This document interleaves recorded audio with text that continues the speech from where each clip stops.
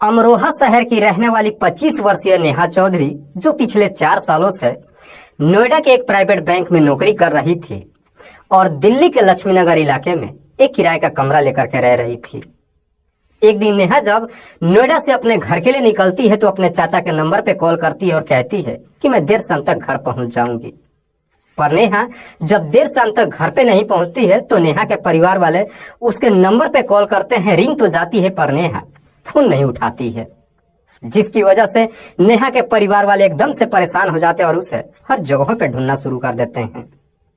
इस प्रक्रिया में पूरी रात तो गुजर जाती है, पर बावजूद इसके नेहा का कुछ पता नहीं चलता है और आखिरकार अगले दिन सुबह के करीब 10 बजे के आसपास पुलिस के द्वारा नेहा के परिवार वालों को खबर दी जाती है कि दरअसल किसी ने नेहा की हत्या कर दिया है। हालांकि पुलिस मात्र 24 घंटे के अंदर इस केस का खुलासा ही नहीं करती है, बल्कि अपराधी को भी पकड़ लेती है। लेकिन पुलिस जब अपराधी को पकड़ करके थाने में लेकर आती है, खास करके नेहा के परिवार वाले जब उस अपराधी को देखते हैं तो देखने के बाद एकदम से हैरान रह जाते हैं। नमस्कार, आदाब, मैं हसमुद्दीन और आप देख रहे हैं सफर क्राइम तक। दोस्तों, आज की जो सच्ची घटना मैं आपको सुनाने वाला हूं, दरअसल ये घटना है उत्तर प्रदेश की। उत्तर प्रदेश का एक शहर पड़ता है अमरोहा और इसी अमरोहा का एक इलाका पड़ता है गांधी मूर्ति चौराहा। बात कर रहा हूं मैं 8 फरवरी 2021 की सुबह के करीब 9 बजे के आसपास। दरअसल इस इलाके में एक कबाड़ी जिसका नाम है नासिर, एक प्राइवेट स्कूल के पीछे जब वो कबाड़ी बीन रहा था तभी उसकी नजर खाली मैदान में चली जाती है और खेत में जैसे उसकी नजर जाती है तो देखता है कि बीचों बीच खेत में एक लड़की की डेड बॉडी पड़ी है। कबाड़ी नासिर जब उस डेड बॉडी को देखता है, देख करके एकदम से डर जाता है और जोर जोर से चीखने और चिल्लाने लगता है। उसकी चीख पुकार सुन करके आस पड़ोस के लोग वहां पे इकट्ठा हो जाते हैं और जब डेड बॉडी को देखते हैं तुरंत ही इस बात की जानकारी नजदीकी थाने में दे देते हैं। इधर पुलिस को जब सूचना मिलती है, पुलिस जब घटनास्थल पे पहुंचती है और जब डेड बॉडी को चेक करती है तो मालूम चलता है कि मरने वाली लड़की की उम्र लगभग 24 से 25 साल के आसपास है, जिसके गले पे निशान तो दिखाई दे रहा है, साथ ही साथ उसके चेहरे को एक ईंट से बुरी तरीके से कुचल दिया गया था और वो ईंट भी जो कि बगल में ही पड़ा हुआ था। हालांकि पुलिस जब घटनास्थल की मुआयना करती है तो वहां पे पुलिस को लड़की की एक पर्स और साथ ही साथ 2 मोबाइल भी बरामद होता है। पुलिस जब उसके पर्स की तलाशी लेती है तो आखिरकार उस पर्स में पुलिस को एक आधार कार्ड मिलता है, जिस आधार कार्ड पे उस लड़की का नाम लिखा हुआ था,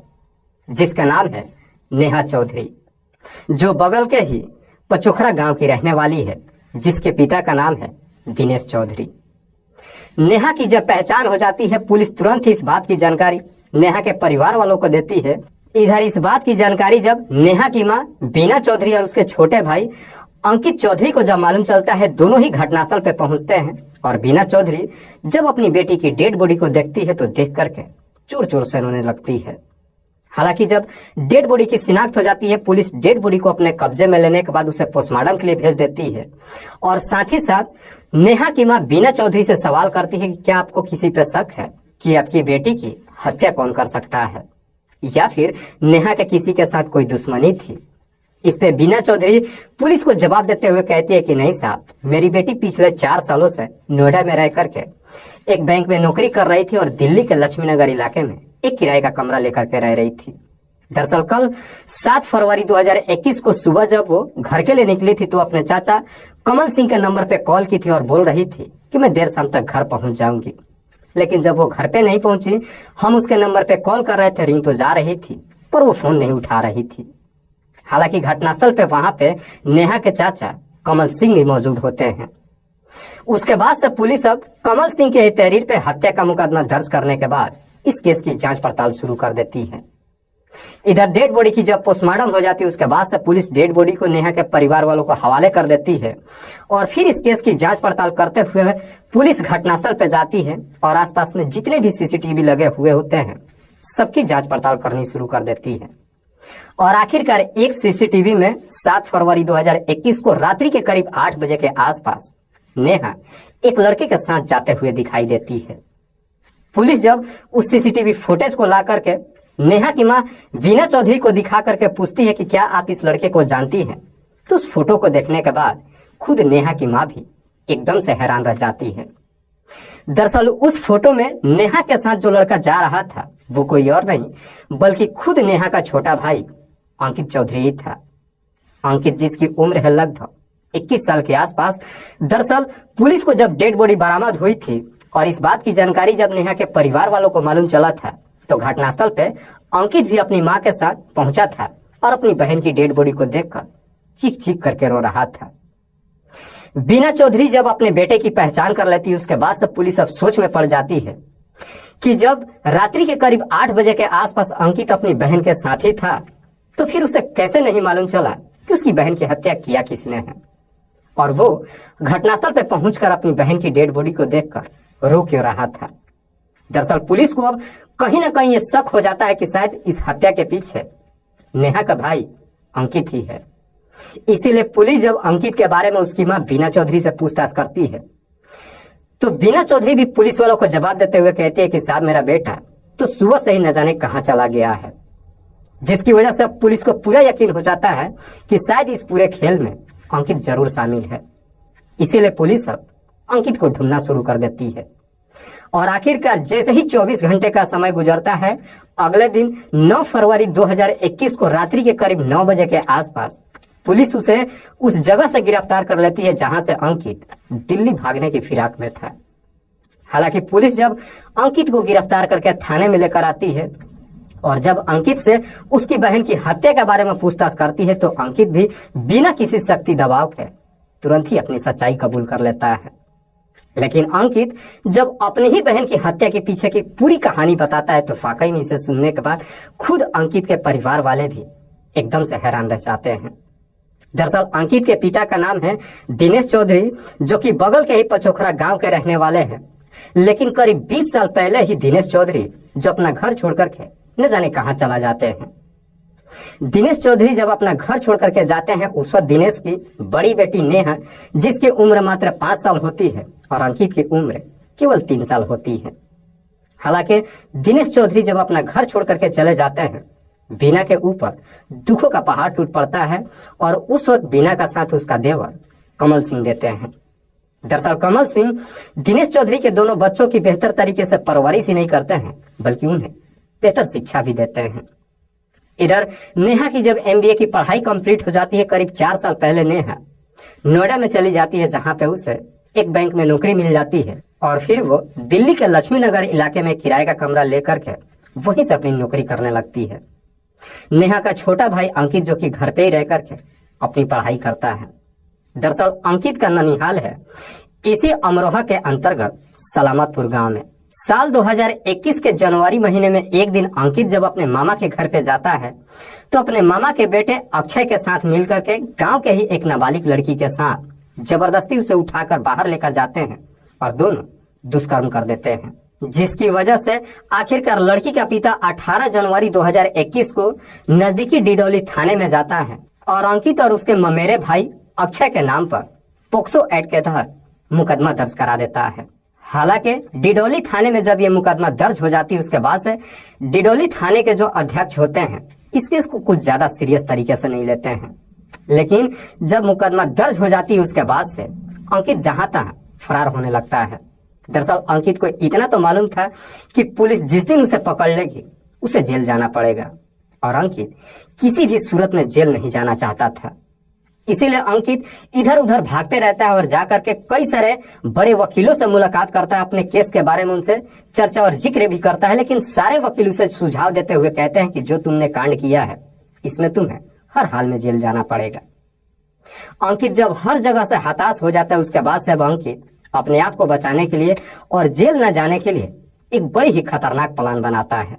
दरअसल अंकित सोचता है कि क्यों न मैं अपनी बहन को मार देता हूं और उसका इल्जाम लड़की के पिता पर लगा दूंगा, जिसकी वजह से क्रॉस केस बन जाएगा और फिर लड़की का पिता इस केस का समझौता करने के लिए तैयार हो जाएगा, जिसकी वजह से मुझे जेल नहीं जाना पड़ेगा। जैसे इस तरह का आइडिया अंकित के दिमाग में आ जाता है उसके बाद से इस प्लान को अंजाम देने के लिए आखिरकार 7 फरवरी 2021 को सुबह सुबह ही अंकित किसी परिचित के मोबाइल से अपनी बहन के नंबर पे कॉल करता है और उसे झूठ बोलते हुए कहता है कि दरअसल मेरे ऊपर लड़की के पिता ने जो मुकदमा दर्ज कराया है उसका सुलह करने के लिए तैयार है, लेकिन वो कह रहा है कि मैं तभी तुमसे बात करूंगा जब तुम्हारी बहन सामने हो।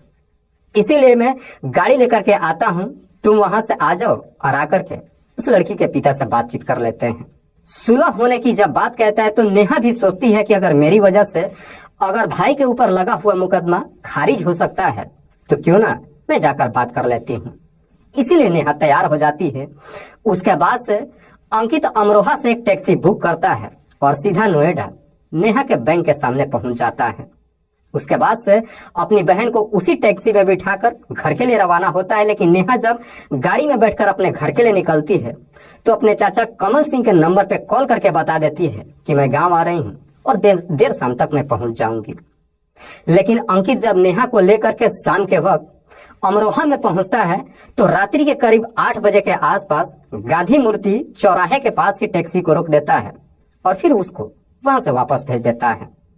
हालांकि नेहा जब इस बारे में अंकित से पूछती है तो अंकित अपनी बहन को समझाते हुए कहता है कि पुलिस मुझे ढूंढ रही है, अगर गाड़ी के माध्यम से हम लोग घर पे जाते हैं तो शायद पुलिस मुझे पकड़ लेगी। हम लोग यहाँ से पैदल ही चलते हैं, मैं यहाँ से एक शॉर्टकट रास्ता देखा हूँ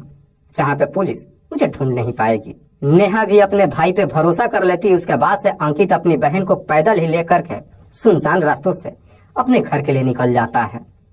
लेकिन जैसे ही वो प्राइवेट स्कूल के पीछे से रास्ते से होकर के जाता है और खाली खेत में पहुंचता है तो अपनी बहन से झूठ बोलते हुए कहता है कि मुझे बाथरूम लगा है, तुम अपना मुंह उस तरफ करके खड़ी हो जाओ। नेहा जैसे ही अपना मुंह घुमा करके खड़ी हो जाती है उसके बाद से अंकित काफी फुर्ती से अपने पास से एक फीता निकालता है और उस फीता को नेहा के गले में लपेट करके तब तक जोर से खींचता है जब तक नेहा की सांसें नहीं रुक जाती है। हालांकि नेहा की जब मौत हो जाती है उसके बाद से अंकित उसे ऐसे ही नहीं छोड़ता है। दरअसल उसके बाद से नेहा की पहचान मिटाने के लिए बगल से एक ईंट उठा करके लाता है और उस ईंट से नेहा के चेहरे को बुरी तरीके से कुचल देता है और फिर उस ईंट को बगल में ही छोड़ देता है। नेहा के पर्स और उसके मोबाइल को भी वहीं पे छोड़ करके वहां से अंकित अपने एक रिश्तेदार के पास चला जाता है और पूरी रात अपने रिश्तेदार के यहाँ ठहरता है। लेकिन अगले दिन सुबह में जब अंकित को यह मालूम चलता है कि वो डेड बॉडी पुलिस को बरामद हो चुकी है और इस बात की जानकारी उसके परिवार वालों को दे दी गई है तो अंकित अपनी माँ और चाचा के साथ खुद घटनास्थल पे पहुंच जाता है और अपनी बहन की डेड बॉडी को देख करके रोने का नाटक करने लगता है। वाकई में अंकित जब ये पूरी कहानी पुलिस को बताता है उसके बाद से पुलिस अंकित को गिरफ्तार करने के बाद उसे जिला अदालत में पेश करती है जहां से उसे जेल भेज दिया जाता है। लेकिन इस केस में पुलिस एक और काम करती है। दरअसल अंकित के नाम पर डिडौली थाने में जो के मुकदमा दर्ज हुई थी वहां के जो थाना अध्यक्ष होते हैं,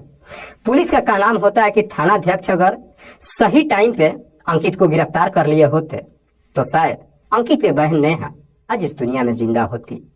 लापरवाही की वजह से एसपी साहब डिडौली थाने के जो थाना अध्यक्ष होते हैं उन्हें भी निष्कासित कर देते हैं। दोस्तों, इस पूरी घटना के बारे में आप क्या सोचते हैं? आप अपनी राय हमें कमेंट बॉक्स में जरूर दीजिए।